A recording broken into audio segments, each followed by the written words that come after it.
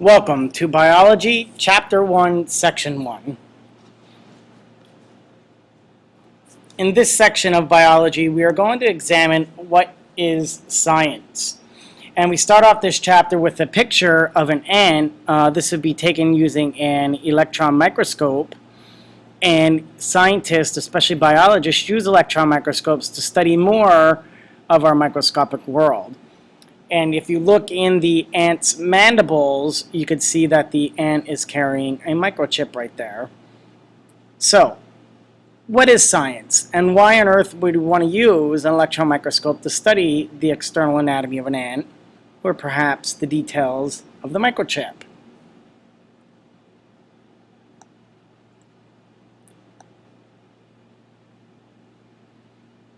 So, basically, what we're going to deal with is defining what science is and is not.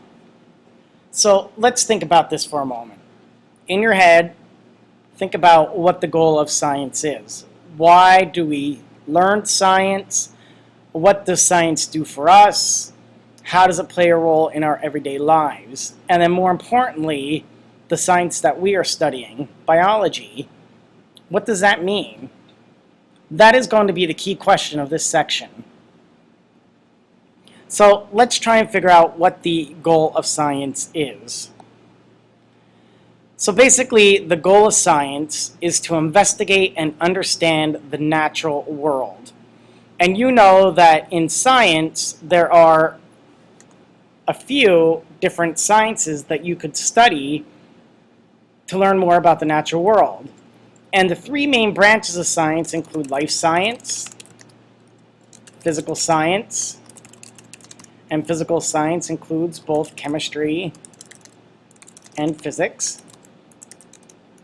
And then you have earth science.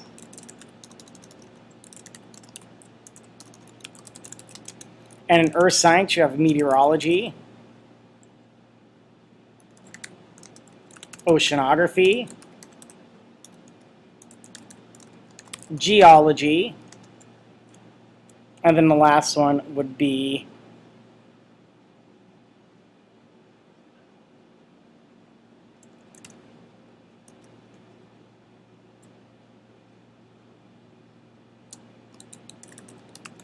astronomy.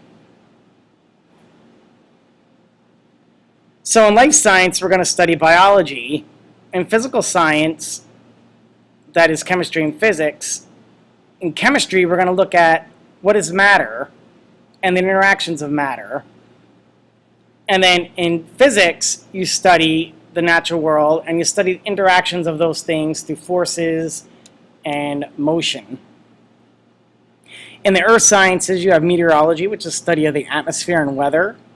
In oceanography, you study the ocean biome and its interaction with the atmosphere.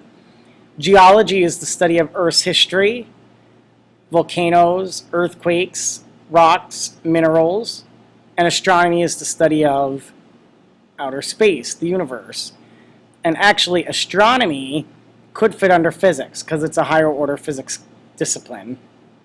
So all these things, whether studying life science, physical science, or earth science, help us investigate and understand more about the natural world. They help us explain events in the natural world, and they help us use those explanations to make useful predictions. So what we learn in science, what the information that we gather is going to help us explain why particular events in nature would occur. For example, why is it that an apple, when it falls off a tree, falls to the ground? Or why is it that when you go out in cold weather, you start to shake, you get the jitters, you get the goosebumps? Why is that? Well, science will help us come to those answers because science is an organized way of using evidence to learn about the natural world. And the key thing there, it is an organized way that uses evidence. Evidence is key here because it's not based on opinions, it's based on facts. The evidence is going to support our findings. And that evidence that we collect is known as data. And that data is going to give us a body of knowledge about our natural world.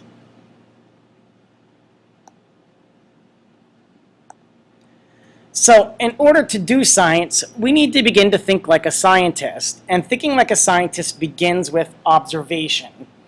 And observation is the process of gathering information about events or processes in a careful, orderly way. Basically, what we are doing here is we are collecting data using our senses. And you know that we have 5 senses.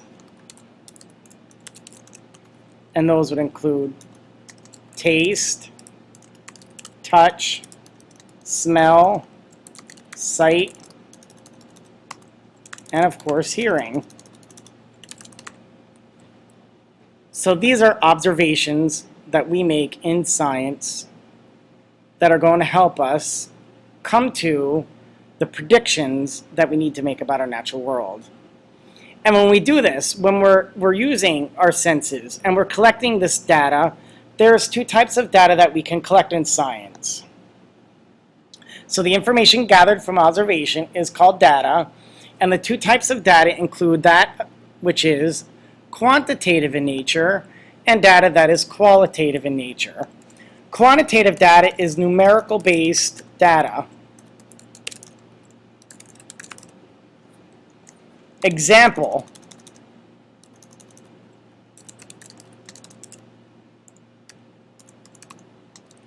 include measurements such as length,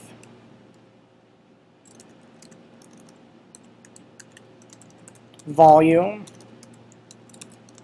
mass, temperature, time. It could involve counting,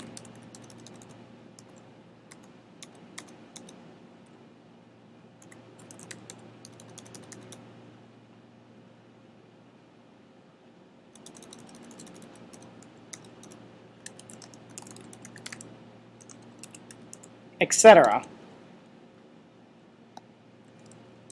Qualitative data is the second type of data. Qualitative data is descriptive. So qualitative data is descriptive data.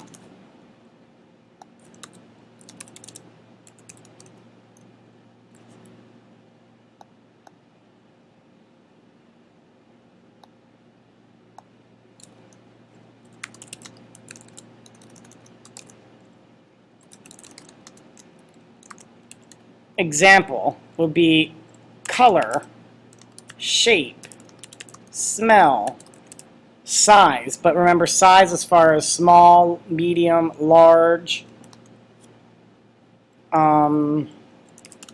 Texture. Those would be all types of descriptive information that we collect. And ultimately, the data that we collect then would be our raw data that can be organized into charts and graphs.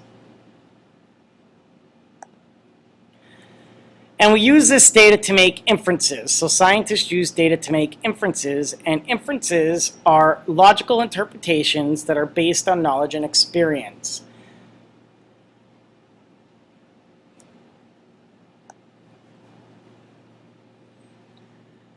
So how do scientists go about collecting data? They go through the scientific process. And in the scientific process, one of the things that we must do is develop a hypothesis. And in developing a hypothesis, we are going to propose a scientific explanation for a set of observations. Remember that a hypothesis needs to have key features. It must be a testable statement. It must be worded properly. And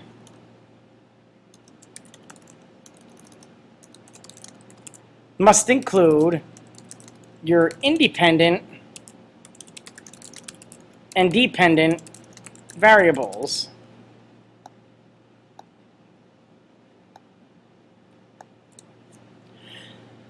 So a hypothesis is a testable statement that must be worded properly and should include your dependent and independent variables. And we will look at what variables are in a little bit. So a hypothesis may be ruled out or confirmed. It's never true or false. Hypotheses are tested by gathering information through controlled experiments. And a controlled experiment is when you are only going to test one variable. That variable we call your independent variable. So, researchers often work in teams to analyze, review, and critique each other's data and hypotheses. They collaborate. When people collaborate, they exchange their ideas, and they tend to learn more from each other. So in science, we basically ask these questions. We are going to ask questions. We are going to make observations. From our observations and data we collect, we are going to make inferences. And then once we have a body of knowledge formed, we are going to begin to test hypotheses. And when we test hypotheses, that is where we start following through with the scientific method. So, in general, scientific understanding is always changing. Good scientists remain skeptical and tend to ask questions about existing ideas to come up with new hypotheses. So remember, science isn't concrete. In math, 2 plus 2 is 4. You'll always get that answer. But in science, you will not always get the same exact answer. It's not concrete. Science sometimes conflicts with our human values. And when we talk about human values, we think of things that are ethical, moral and ethical. An understanding of science and the scientific approach is essential to making intellectual decisions. And we'll talk about some of this later as we get into studying more about what indeed is biology. And ultimately, from that, our decisions involve many factors besides scientific information that include the society in which we live, economic considerations, laws, and those moral principles. Citizens decide what to do when they vote. That's it for Section 1. Have a great day.